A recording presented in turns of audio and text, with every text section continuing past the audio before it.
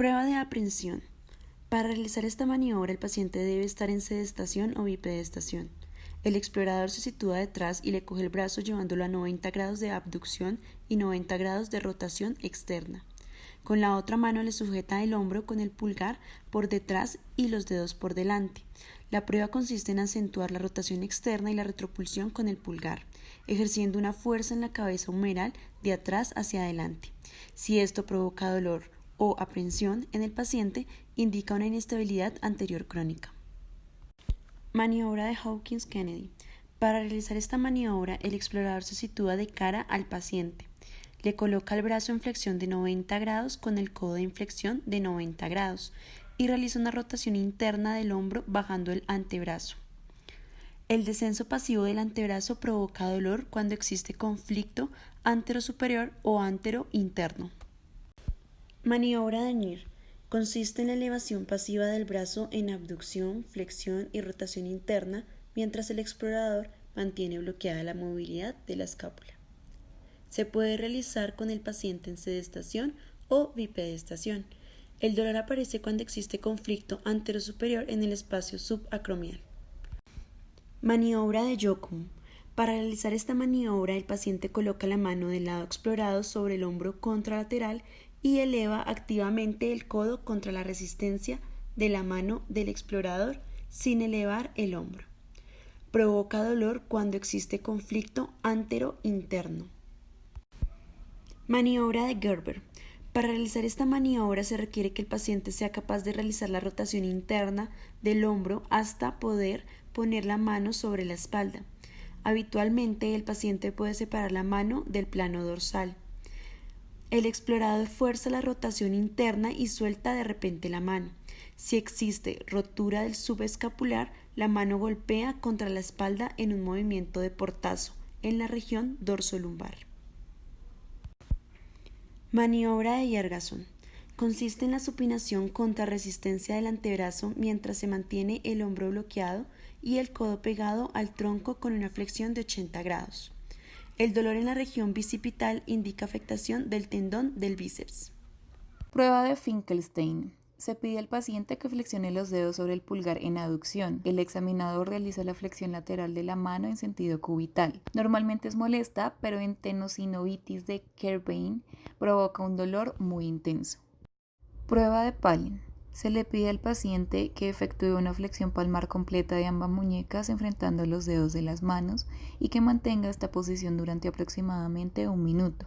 El hallazgo será positivo cuando existe la aparición de entumecimiento y parestesia en el territorio correspondiente al nervio mediano. Prueba de Tinel. La mano se sitúa en una ligera flexión dorsal apoyada sobre un pequeño almohadón en la mesa de exploración. Se percute levemente sobre el nervio mediano en la muñeca y si se origina una sensación de choque eléctrico disparada hacia la mano será positivo. Para evaluar la integridad del flexor común superficial, se flexiona la articulación interfalángica proximal manteniendo en extensión el resto de los dedos para eliminar la acción del flexor común profundo. Para evaluar la integridad del flexor común profundo, se flexiona la articulación interfalángica distal, manteniendo en extensión la articulación metacarpofalángica e interfalángica proximal del mismo dedo. Prueba de Bunnell-Litter. Con la articulación metacarpofalángica en leve extensión, el examinador intentará producir la flexión de la articulación interfalángica proximal. Si la articulación no puede colocarse en flexión, habrá tensión de los músculos intrínsecos o contractura de la cápsula articular. Prueba de Allen. Se comprime con los pulgares las arterias radial y cubital durante 15 segundos, hasta observar la palidez de la palma de la mano. Se libera la comprensión sobre la arteria cubital y se observa el retorno de la circulación al presentar enrojecimiento de la palma en menos de 5 segundos, indicando flujo colateral. Test de cajón anterior o posterior. Estos test de cajón anterior o posterior se realizarán para evaluar la estabilidad de los ligamentos anterior y posterior de la articulación de la rodilla. Estos se realizarán generando una flexión de 45 grados en la cadera del paciente y una flexión de 90 grados en la rodilla del paciente. Nosotros haremos fuerza o soporte sobre el pie del paciente para que éste tenga estabilidad. Lo que haremos será generar tracción desde la parte posterior de la rodilla hacia anterior para evaluar el ligamento cruzado posterior y hacer tracción desde la parte anterior hacia posterior de la rodilla para evaluar el ligamento anterior cruzado. Si el paciente presenta tracciones de la tibia de más de 5 milímetros, el test será positivo. Prueba de Lachman. La prueba de Lachman, así como los test de cajón anterior y posterior, se usan para valorar la estabilidad de los ligamentos anterior y posterior cruzados de la rodilla. Esta prueba se realizará generando un punto de apoyo debajo del muslo del paciente y un punto de presión sobre el muslo del paciente.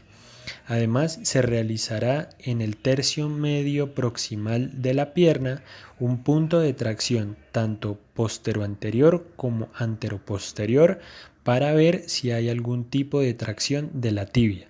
Se considera normal si es menor de 3 milímetros y se considera patológico si es mayor de 5 milímetros, lo que quiere decir que hay una inestabilidad relativa en la articulación de la rodilla. Test de Pivot Shift. Este test se usa para evaluar igualmente la estabilidad del ligamento anterior cruzado de la rodilla. Esta prueba se realizará con el paciente en decúbito dorsal. Lo que haremos será posicionar una mano en el tercio distal de la pierna y la otra mano en el tercio proximal de la pierna. De esta manera generaremos un movimiento de torsión interna desde los maleolos, generando igualmente un movimiento desde la extensión hacia la flexión de la cadera. Si el paciente presenta algún tipo de molestia o dolor, el signo será positivo.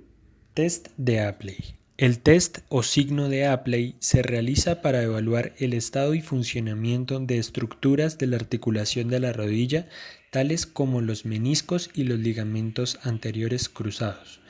De esta manera, el paciente estará ubicado en decúbito ventral, mientras nosotros realizamos una flexión de la rodilla, mientras con ambas manos las ubicamos a nivel bimaleolar, generando un movimiento tanto de tracción como de rotación, ya sea interna como externa.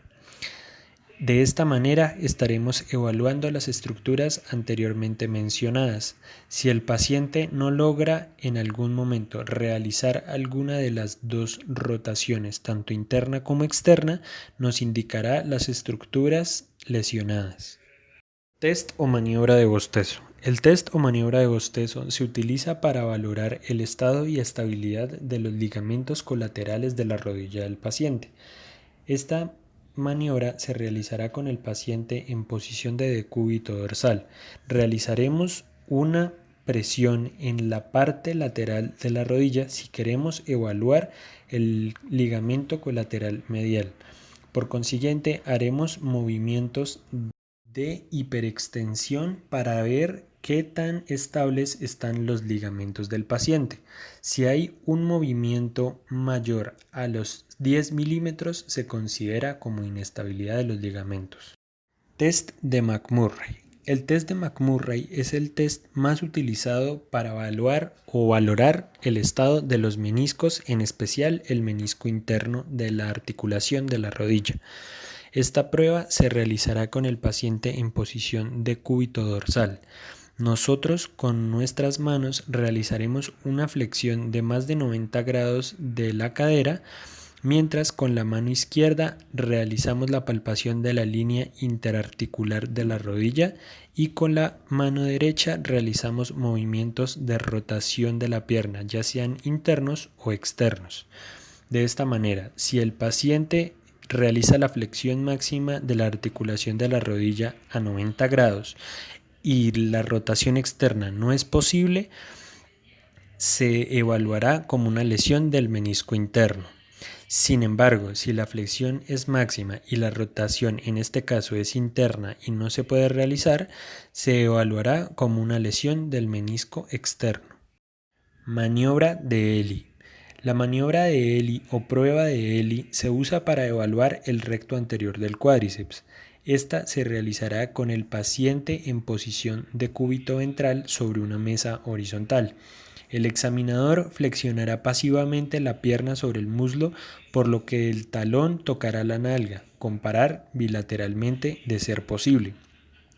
Si el paciente, al contraer la pierna sobre el muslo, genera una elevación de las nalgas, ya sea bilateral o unilateral, significará que este músculo está retraído y no se está distendiendo correctamente.